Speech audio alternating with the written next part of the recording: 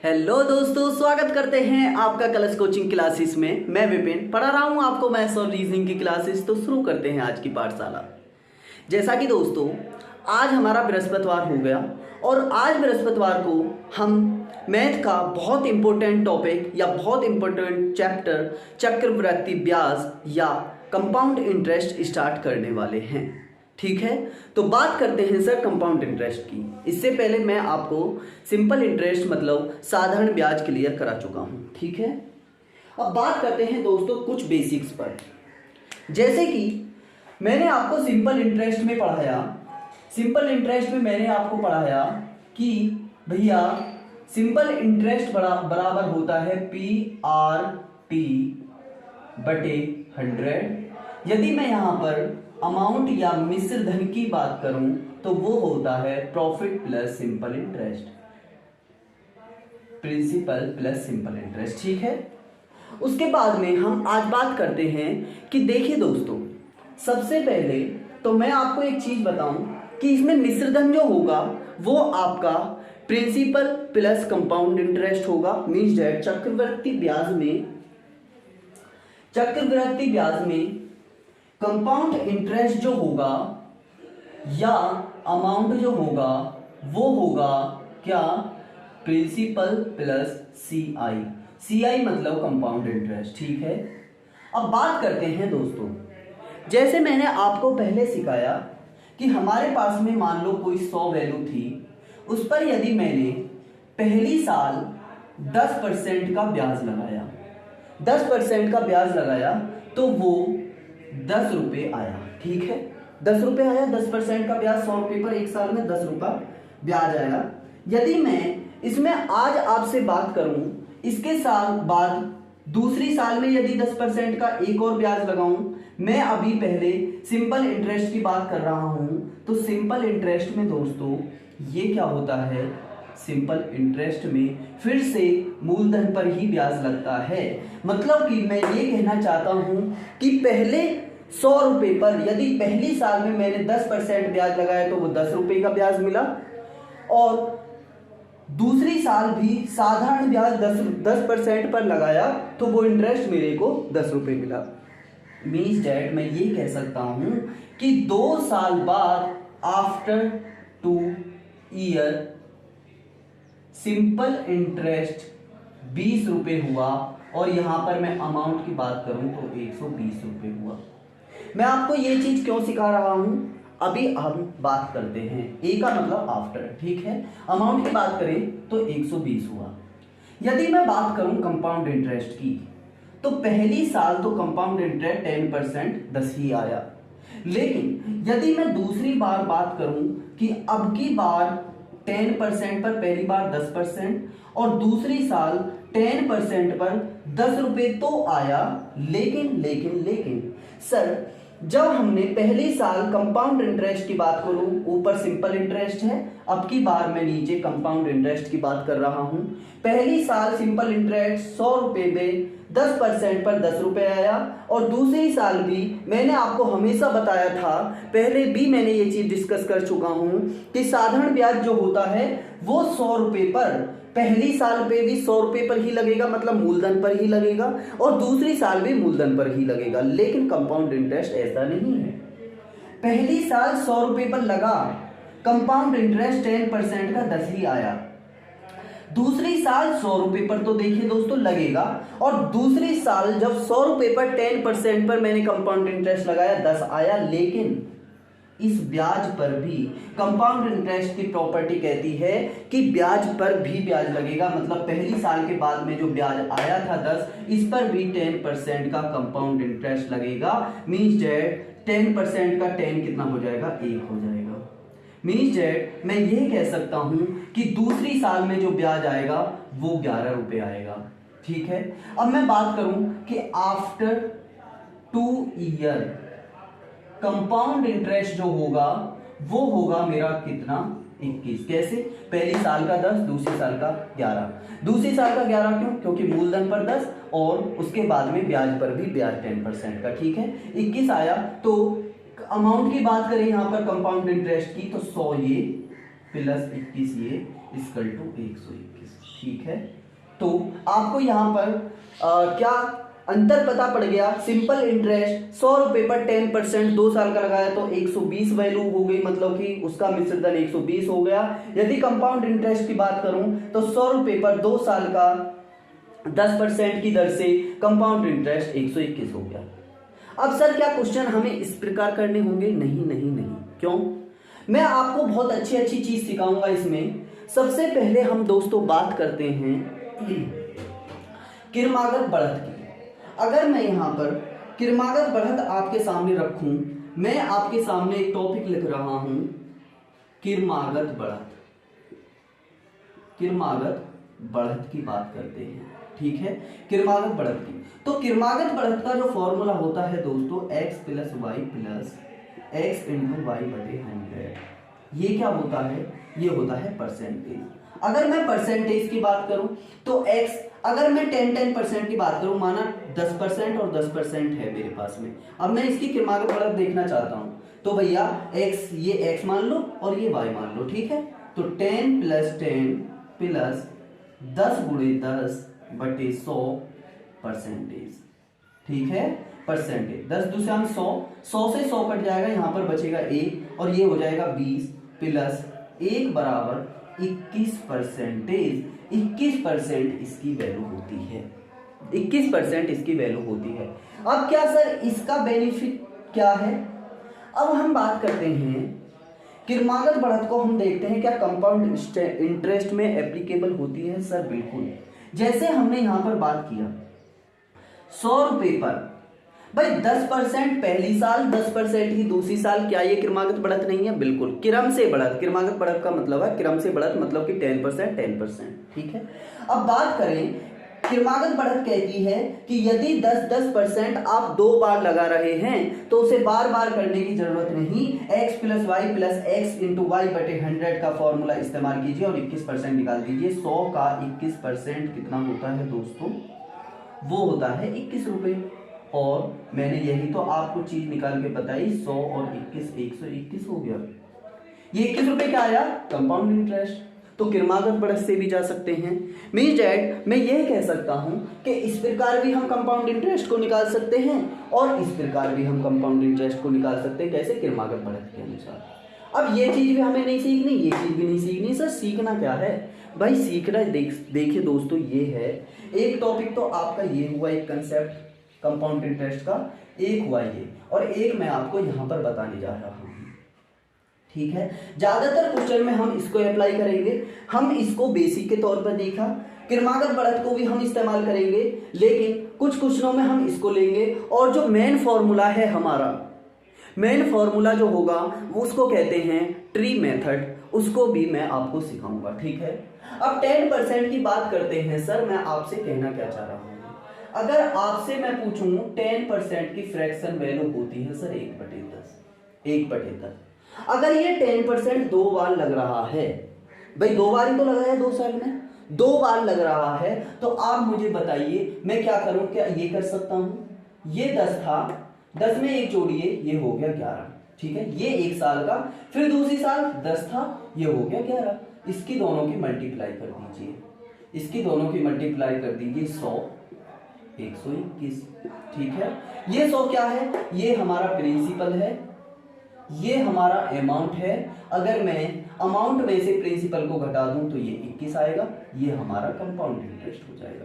एक चीज ये आती है, चीजें अच्छे से आपको समझ में आती हैं, चीजें अच्छे से आपको समझ में आती हैं या नहीं? मैंने क्या किया भाई, अगर रेट आपकी 10% है और हमें 2 बार निकालना है या 2 साल का लगातार निकालना है, तो 10% का मतलब 1/10 इसकी फ्रैक्शन वैल्यू होती है। एक बार 10 लिखिए, बढ़ रहा है 1, 11 हो गया, 10 से 11 हो गया।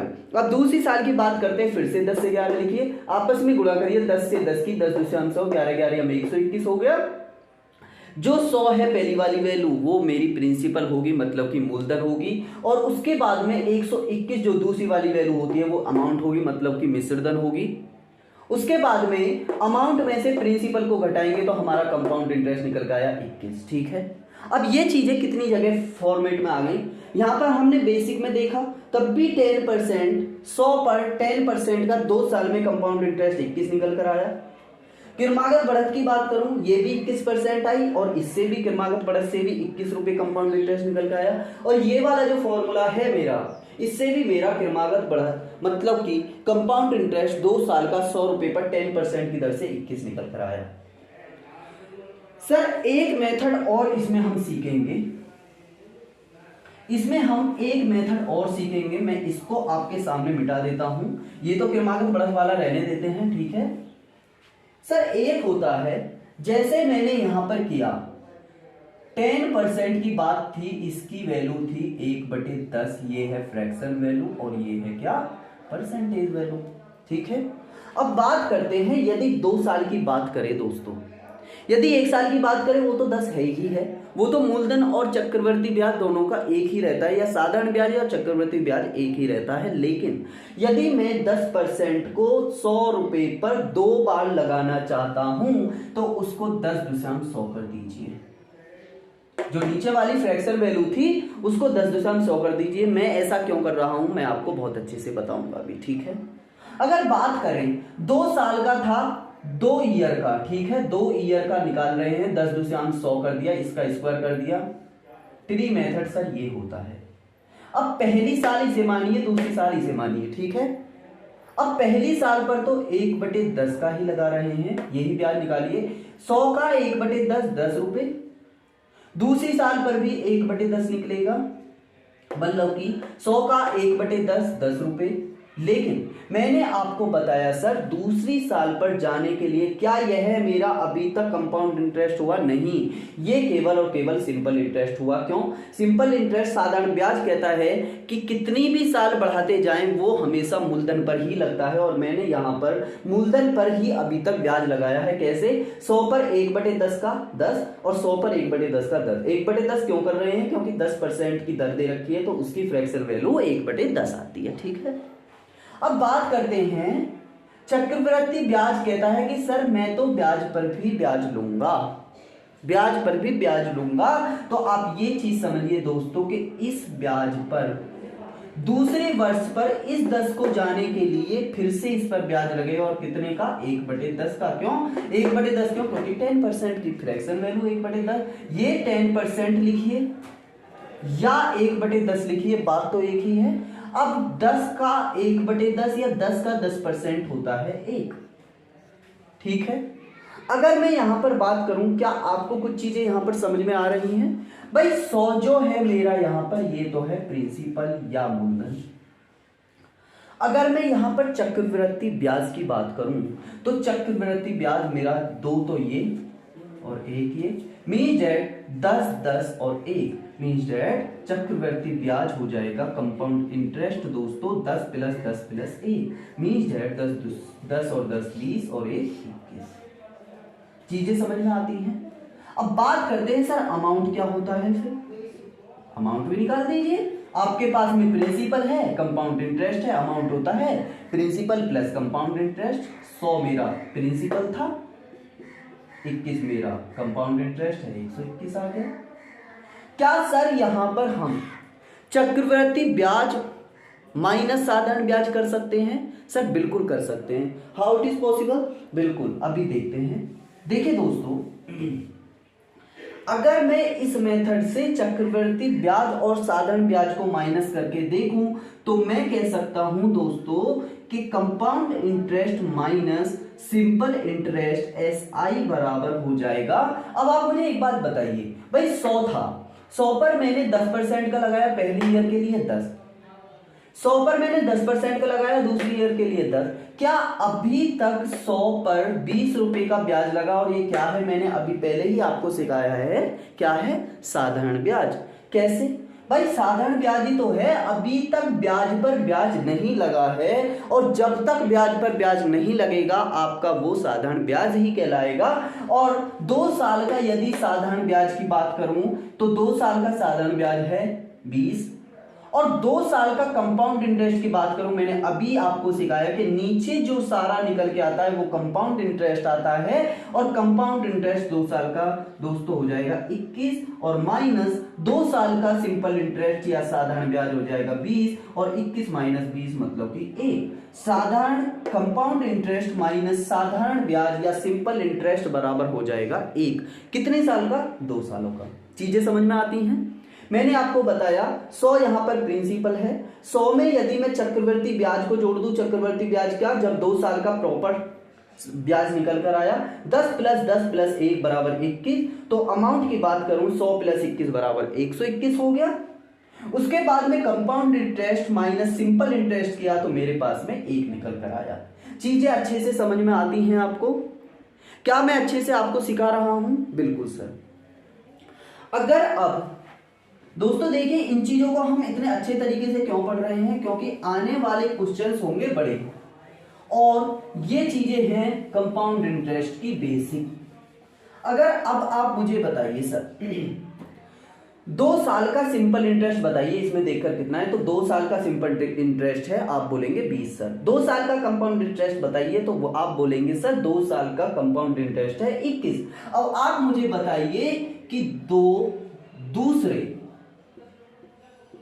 दूसरे साल का कंपाउंड इंटरेस्ट मुझे बताइए सर। पहले साल का नहीं, मैंने केवल दूसरे साल का पूछा, और दूसरा साल ये है, और चक्रवृद्धि ब्याज कहता है कि मैं तो पूरा लूंगा, मतलब कि 10 और 1 11 मीन है 2 साल का या दूसरे साल का चक्रवृद्धि ब्याज या कंपाउंड इंटरेस्ट हो जाएगा आपका 11। पहले साल का कंपाउंड इंटरेस्ट की बात करें, पहले साल का कंपाउंड इंटरेस्ट हो जाएगा 10, क्योंकि पहला साल ये है। ठीक है, मैंने इसी चीज से आपको सारी चीजें निकाल कर बताई। हमारे पास में 100 प्रिंसिपल वैल्यू थी। 100 प्रिंसिपल वैल्यू कब आई? जब 10% की ब्याज लगा रहा था, 10% का ब्याज लगा रहा था 2 साल के लिए। हमने किया फ्रैक्शन बना ली, 10 दूसरा 100 हो गया, ये प्रिंसिपल हो गया।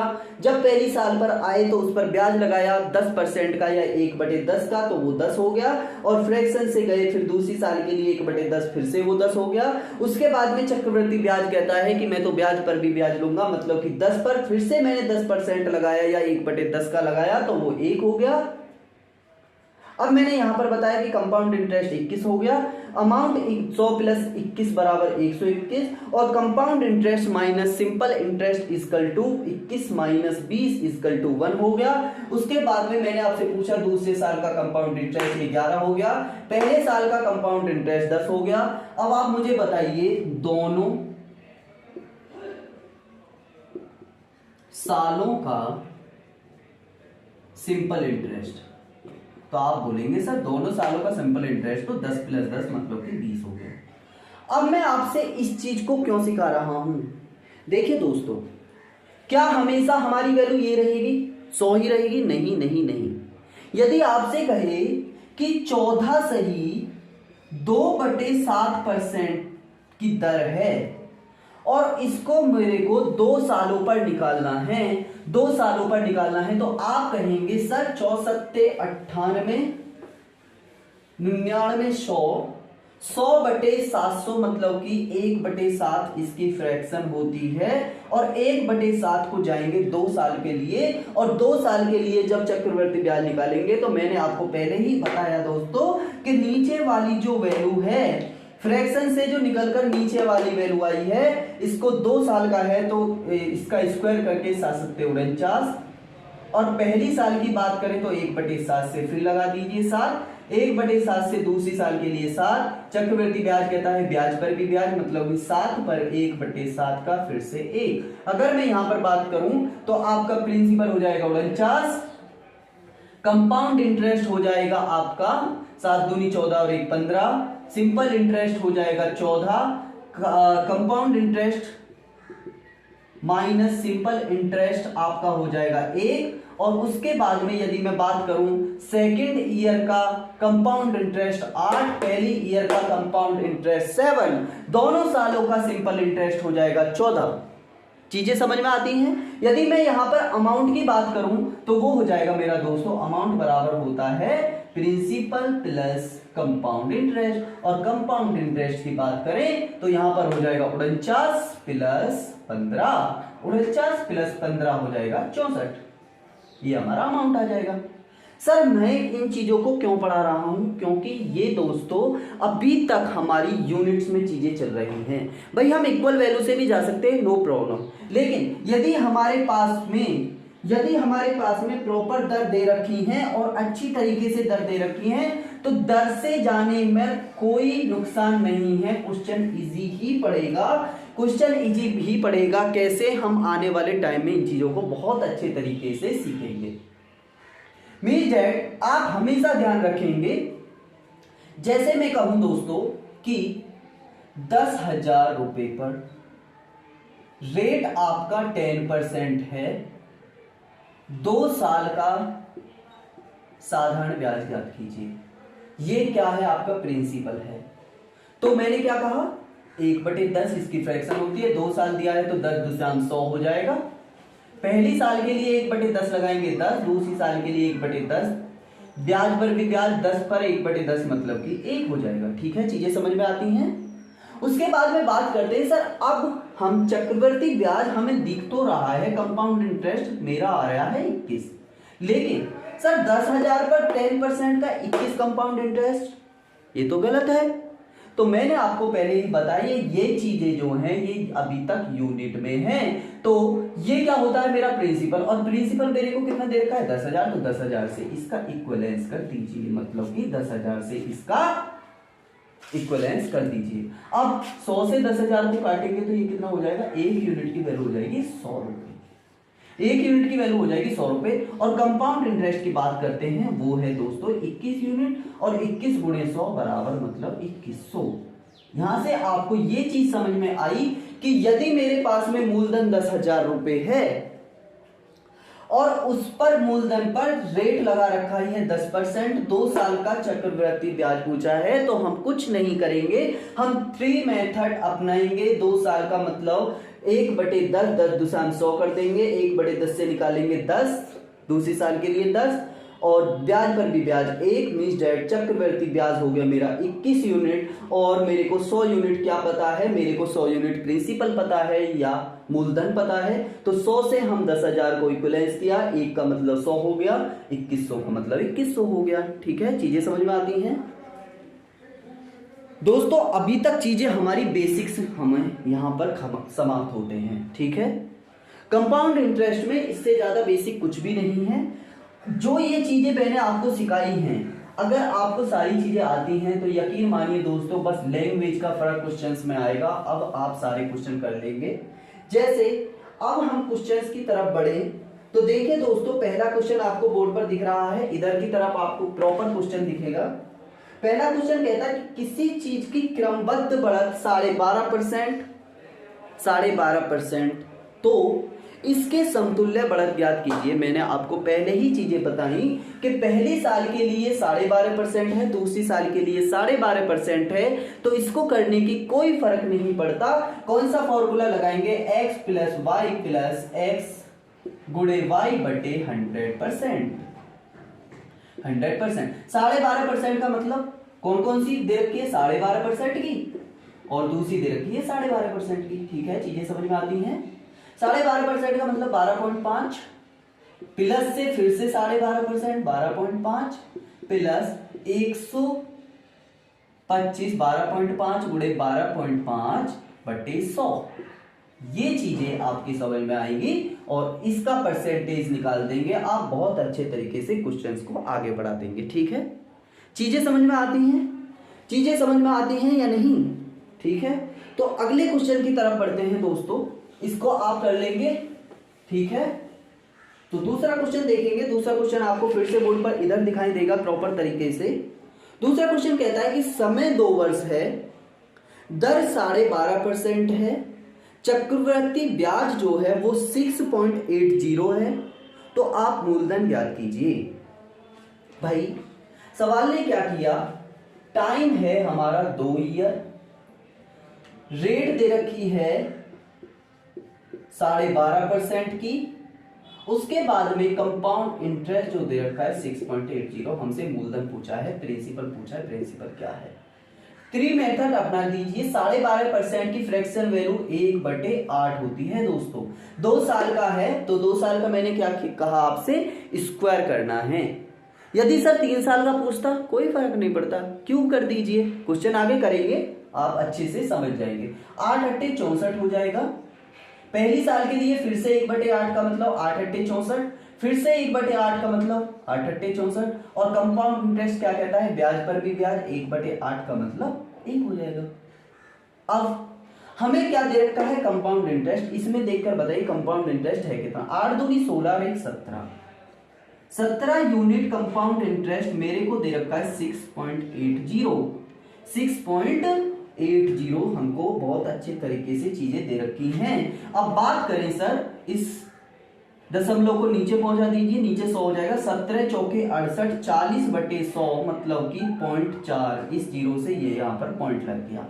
1 यूनिट की वैल्यू आती है 0.4। मूलधन पूछा है, मूलधन कितना है मेरे को पहले ही पता था, प्रिंसिपल 64 है, तो 64 से इसमें मल्टीप्लाई कर दीजिए।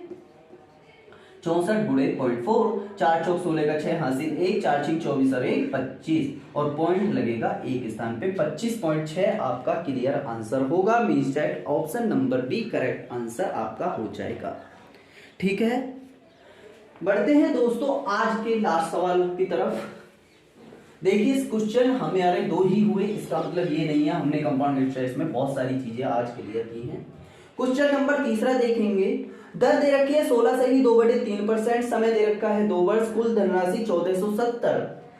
तो मूलधन और चक्रवृद्धि ब्याज दोनों चीजें पूछी हैं। 16 सही 2/3%, हमें तो दर पकड़ के रखनी है। 16 सही 2/3% की फ्रैक्शन वैल्यू आप मुझे बताइए क्या होती है सर। 16 × 48 = 49 50 1/6 कितनी होती है, 50/300 1/6 होती है सर। 2 साल का है तो हम कर देंगे प्रॉपर तरीके से 36। पहली साल के लिए लगाएंगे 6 आ जाएगा, दूसरी साल के लिए 6 कैसे, 1/6 और 1/6, ब्याज पर भी ब्याज 1/6, तो ये कितना हो जाएगा, 6 का 1/6 1 हो जाएगा। ठीक है, चीजें समझ में आती हैं। अब ये तो करेंगे नहीं भाई, 36 × 1/6 करके तो देखेंगे नहीं भाई, ये तो बहुत छोटी चीज है, इतना तो बेसिक सबका क्लियर है। अब बात करते हैं, हमें दे रखा है दोस्तों क्या, कुल धनराशि। कुल धनराशि का मतलब है मिश्र धन हमें दे रखा है।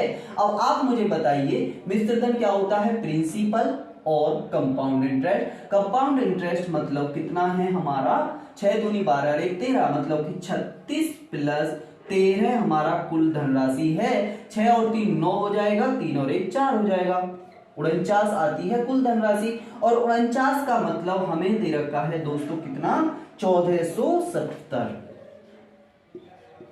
1470। अगर मैं यहां पर बात करूं, 4 चौक 16, 4 तिये 12, 9 तिये 27, मीन्स डेट 49 तिये 147, तो 1 यूनिट की वैल्यू आई 30। 1 यूनिट की वैल्यू आई 30 और हमसे पूछा है चक्रवृद्धि ब्याज। 1 यूनिट की वैल्यू 30 है, चक्रवृद्धि ब्याज कितना है, 6 दूनी 12 और 1 13, 13 × 30 बराबर क्या हो जाएगा, कंपाउंड इंटरेस्ट। मींस डेट 13 39 390 हमारा कंपाउंड इंटरेस्ट हो जाएगा। अभी तक 390 means that option number C सही है। लेकिन हमसे इस क्वेश्चन में मूलधन भी पूछा है, यहाँ पर आपको क्वेश्चन दिख रहा है मूलधन भर भी पूछा है। तो मूलधन हम क्या करेंगे, मूलधन की यूनिट कितनी है 36, और 36 प्रिंसिपल बराबर 36 है। 36 गुणे 1 यूनिट की वैल्यू कितनी है 30 कर देंगे, 0 3 6 18 1 3 3 9 1 10, 1080 हमारा मूलधन हो जाएगा। मींस दैट क्वेश्चन 3 आज हमने किए, कंपाउंड इंटरेस्ट के बेसिक्स हमने सीखे अच्छे तरीके से। ठीक है, तो चीजें आज आपके सामने क्लियर होती है कंपाउंड इंटरेस्ट की। आगे इसी चैप्टर को हम बढ़ाएंगे, शुक्र और शनिवार 2 क्लासेस और लगेंगे, इस चैप्टर को कंप्लीट कर लेंगे। ठीक है, उसके बाद में मंडे से जो हमारा रीजनिंग में चैप्टर चलेगा वो चलेगा एनालॉजी। ठीक है, रीजनिंग में एनालॉजी को आगे बढ़ाएंगे। और एनालॉजी के बाद में मैंने आपको बताया था कि रीजनिंग में बहुत इंपॉर्टेंट टॉपिक होता है कौन सा, डाइस या पासा। ठीक है, उसके क्वेश्चन करेंगे, उस चैप्टर को क्लियर करेंगे।